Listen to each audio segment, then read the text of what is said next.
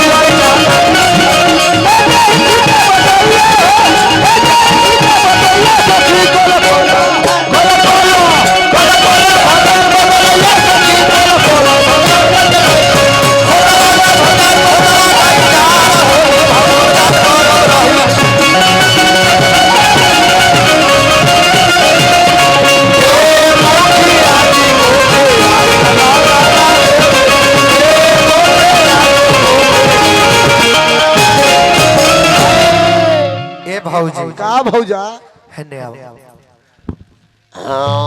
एगो बात कहे। अरे कह कितना सुमिल बोलती है, बड़ा मुठ बोलता रू हो रे मुठ की मीठ रे पगा उहे होली आई बा। हां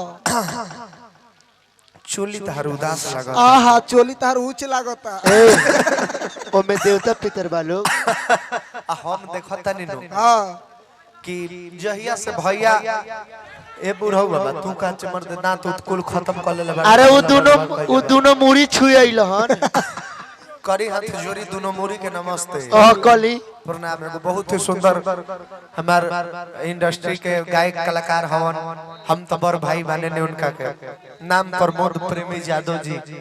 एगो बड़ा बढ़िया फील देले बड़े भाई का जब जब हम देखत तनी तब मिजाजे खुश हो जाता, मन करता छुए के। होली भर रहा हंसते आ करी प्रणाम दोनों मुड़ी के नमस्ते।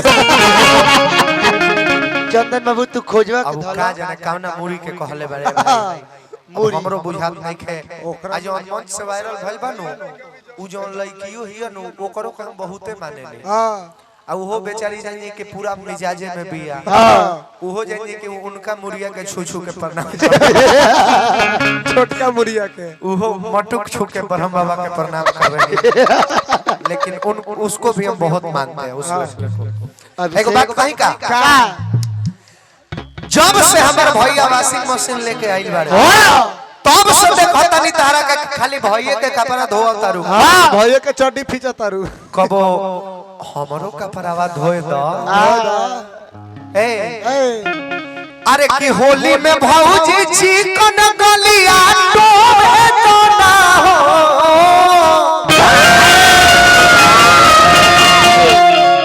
अरे तो होली में भौजी चिकन गलिया डोबे तो ना हो।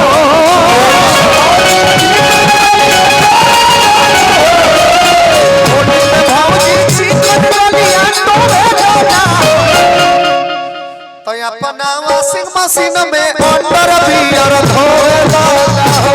अपना वॉशिंग मशीन में अंडर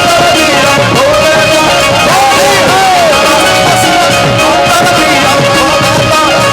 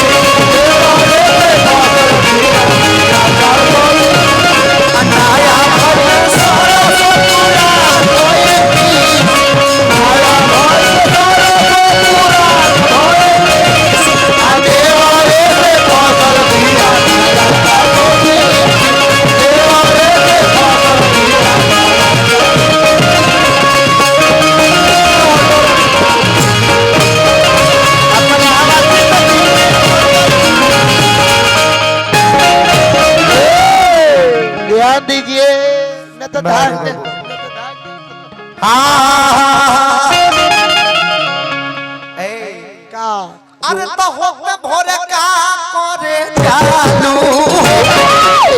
खेलनो बोएगने के खेल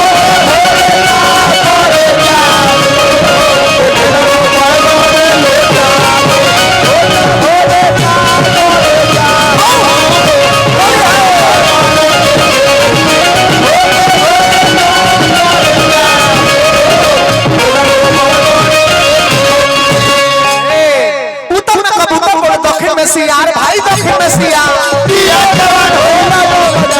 उत्तर में कबूतर बोले दक्षिण में सियार उत्तर में कबूतर बोले दक्षिण में सियार अबे कौन छौरी गजब रे छिनार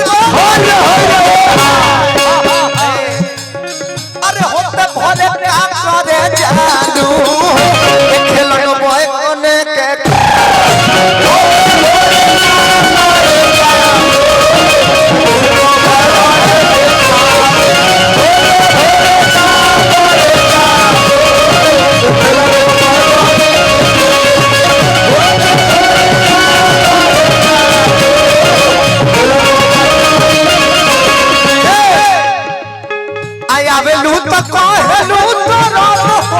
पेट में